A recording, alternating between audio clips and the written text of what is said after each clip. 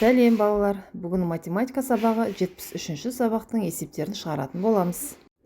Сабақтың тақырыбы жиынды элементтерінің саны бірдей бөліктерге және тең бөліктерге бөлу.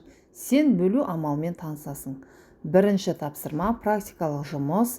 Жиынды элементтерінің саны бірдей бөліктерге және тең бөліктерге бөліктеу. 6 шаршыны 3 оқушыға теңдей етіп үлестір. Төмендегі нұсқаулық бойынша орында. Алдымен 3 оқушыға бір шаршыдан бері. Қалған шаршыларды да әр оқушыға осылайша үлестір. Әрбір оқушы неше шаршыдан алды? 6 шаршыны 3-3-тен оқушыларға үлестір. Әр оқушыға 3 шаршыдан үлестір. Неше оқушы шаршы алды? 6 азайту 3 тең 0. 6 азайту 3 тең 0. Осы екі жағдайда да сен бірдей амалды орындадың, яғни 6-дан 3-ті 2 рет азайттың. Бұл амалды мына түрде ықшамдап жазуға болады. 6 бөлу 3 тең 2. Сен бөлу деп аталатын амалды орындадың. Екінші тапсырма, кесінділерді сызып, есептерді шығар.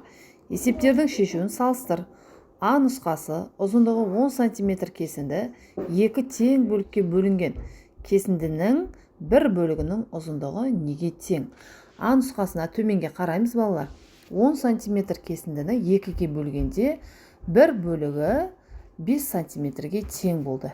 А нұсқасы ұзындығы 10 см кесінді бірнеше бөлікке бөлгенде әр бөлігінің ұзындығы 2 см-ге тең. Кесінді неше бөлікке бөлінген? Кесінді 2 см, 2 см, 2 см, 2 см, 2 см 5 бөлікке бөлінген. Үшінші тапсырма. Кесте тігетін жіптерді 4 қызға 2-2-ден теңдей бөліп беру үшін неше жіп керек? Балалар, үшінші есепте 2-2-ден бөліп беру үшін 2 қосу 2 тең 8.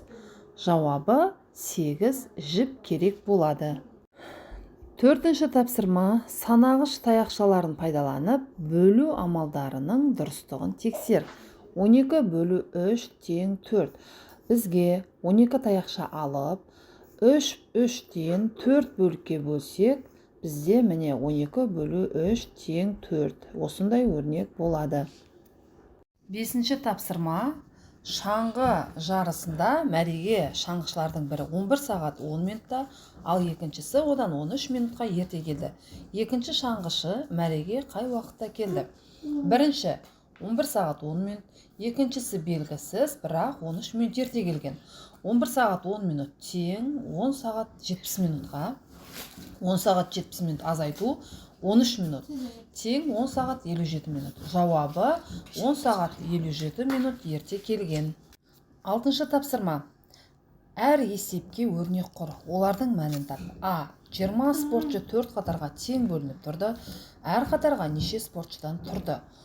20 бөлу 4 тең 5, немесе 5-ті 4 рет қосамыз. 5 қосу 5, қосу 5, қосу 5 тең 20. Ә нұсқасы 20 спортшы әр қатарға 4-ден тұрды.